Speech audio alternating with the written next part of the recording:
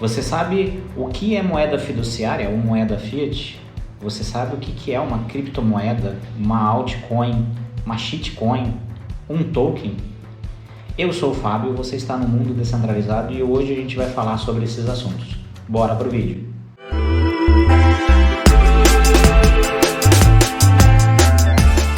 Bom, galera, vamos começar falando da moeda fiduciária, ou fiat.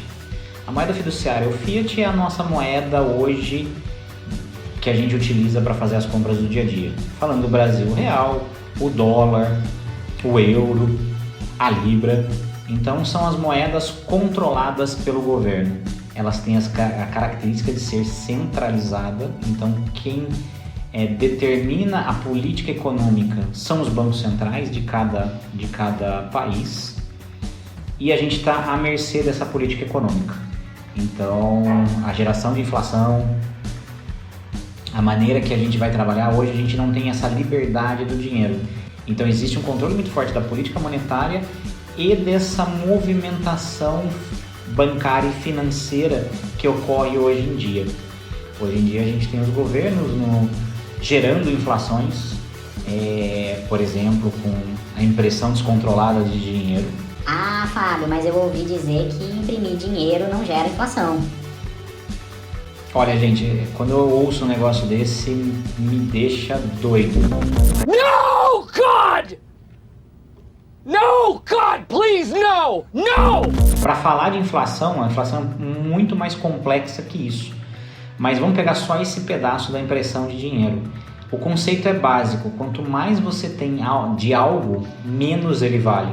Então a impressão de dinheiro em montantes pode até em algum curto período surtir algum efeito para a economia, mas a médio e longo prazo isso é devastador. Quanto mais você tem, menos vale. Quanto mais dinheiro em circulação, menos vale. Até porque esse dinheiro ele não tem um lastro, então ele gera e o valor dele se perde. A liquidez desse dinheiro, se a gente for colocar, ela continua sendo a mesma. A pool de liquidez dele é a mesma. Você tem uma quantidade maior de dinheiro, ele vai valer menos. Você vai poder comprar menos coisas, porque você não tem essa liquidez. E é onde a gente começa a ter um enfraquecimento das moedas e a inflação corroendo essas moedas. Satoshi Nakamoto é um codinome. Ninguém sabe exatamente quem é ele ou quem são eles, se foi um grupo de pessoas que desenvolveu o Bitcoin, e a gente tem a geração da primeira criptomoeda. Como a gente viu no vídeo anterior, estou deixando aí no card da blockchain, o desenvolvimento dessa criptomoeda ela vem baseada na tecnologia blockchain, onde vamos começar pelo começo, eu acho que falando primeiro das criptomoedas divididas em duas. O Bitcoin e as demais criptomoedas, as chamadas altcoins. Bitcoin hoje ele é uma reserva de valor. Por quê? Porque Bitcoin ele é escasso, então a gente deve ter a mineração de Bitcoin acontecendo até mais ou menos 2140 e após isso não vai ter mais Bitcoins, ou seja, ele deve cada vez mais se valorizar. Falando do mundo digital, o Bitcoin tem uma analogia muito forte com o ouro. Hoje ele é uma reserva de valor como o ouro. Inclusive se achou em Uganda mais uma reserva de ouro que deve derrubar o preço do ouro. Então assim, a escassez do ouro ela é relativa porque a gente não sabe quanto ouro tem ainda no planeta Terra. Então a gente tem uma relatividade, quanto mais jazigas vão se achando, menor o valor. O Bitcoin a gente sabe a quantidade que a gente vai ter. E ele, como ele se gera valor?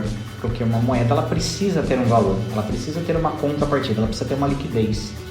No caso do Bitcoin, ele é Proof of Work, ou seja, ele é gerado através da queima de energia, com a mineração, a validação dos blocos, que a gente também viu nesse vídeo que eu deixei no card. Os mineradores recebem a recompensa do Bitcoin. Então, através de um trabalho realizado, se gera o Bitcoin. Você troca toda essa queima de energia e o valor desse trabalho pela moeda. Essa é a geração de valor do Bitcoin. E por isso que ela é uma reserva de valor. Então ela é escassa com essa troca. Se troca a energia do mundo real pelo Bitcoin. Então ele tem esse valor. E o reconhecimento do valor dele vai a cada vez mais quando as pessoas perceberem o quanto ele é uma reserva de valor. Ou por isso que o preço cada vez mais vai subindo. E esse, no meu ponto de vista, é o futuro.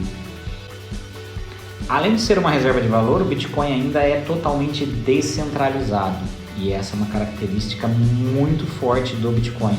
A gente não teve um ICO, não teve pessoas investindo e colocando dinheiro, como ela é uma Proof of Work, é o valor do trabalho que gera o Bitcoin, você não tem pool de liquidez, você não tem o controle dessa moeda na mão de alguém. Óbvio, você pode ter pessoas que acumulam riqueza, isso é natural do mundo, mas como o Bitcoin vai seguir e os programas que a gente roda está dentro desse nó, está dentro desses mineradores. E eles vão ter isso sempre. Então, assim, o domínio e a votação de como a moeda vai seguir, ela é muito democrática. Ela não está centralizada. Então, o Bitcoin, hoje, falando de descentralização, ele é o mais puro e o mais completo na parte de descentralização. Por isso que a gente divide em dois. Então, a gente falou um pouquinho de criptomoedas Bitcoin e aí a gente vai falar das altcoins. As altcoins são as demais criptomoedas.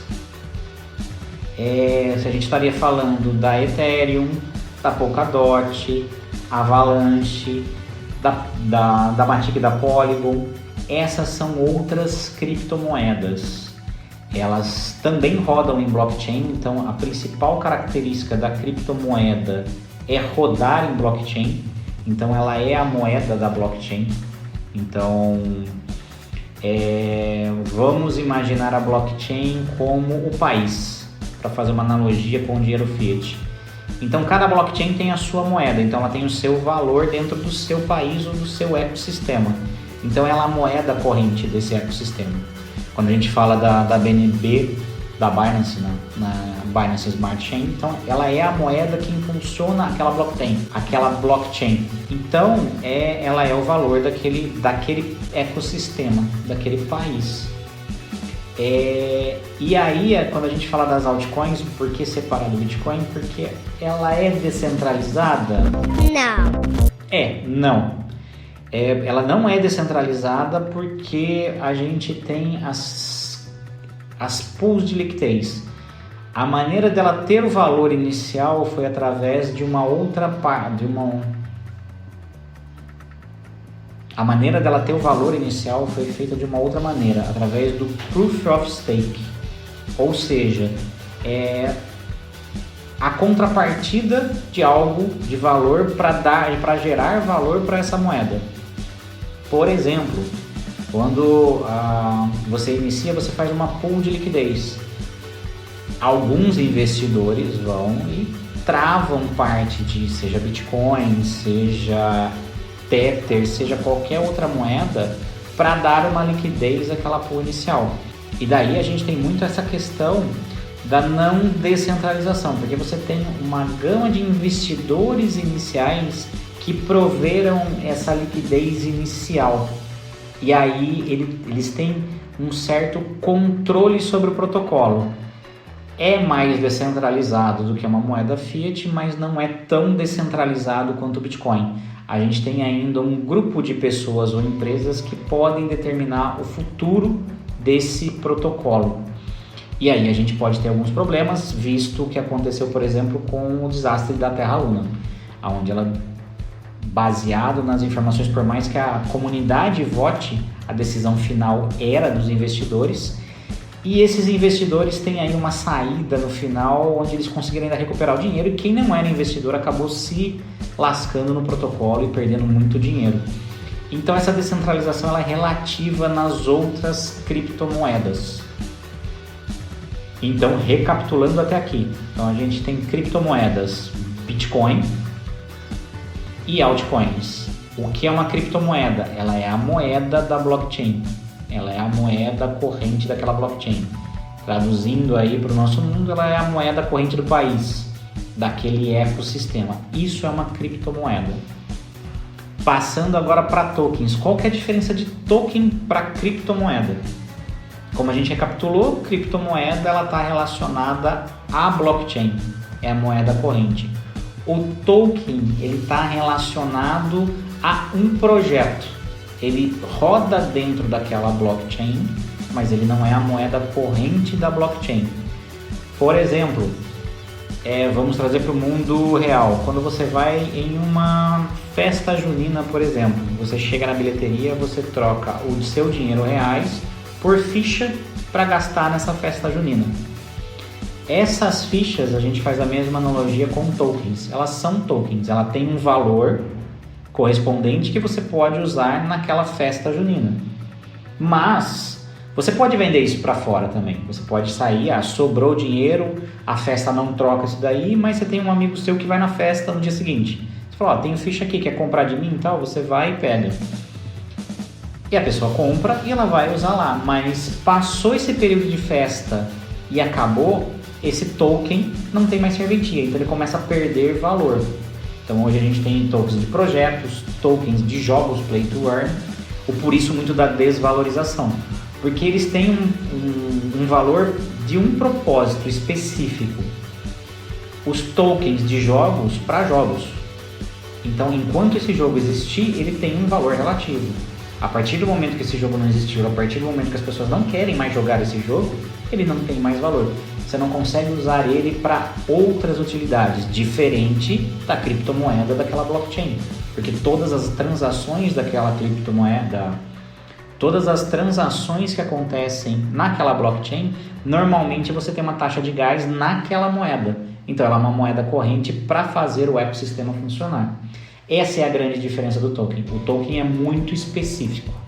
Acho que trazendo aí para o mundo de cripto, vamos pegar o exemplo do Axie Infinity. A gente tem o SLP, que ele é um token do jogo. Então o Small Love Potion, você usa ele para fazer as atividades no jogo. Ele só tem valor para o jogo. Você pode negociá-lo, inclusive na Binance ele está para ser negociado e tudo mais. Mas à medida que o interesse no jogo diminui ou a geração da moeda, normalmente ela é muito inflacionária, os tokens, principalmente de jogos. Você começa a gerar muitos tokens, o valor vai caindo. Ele vai perdendo valor.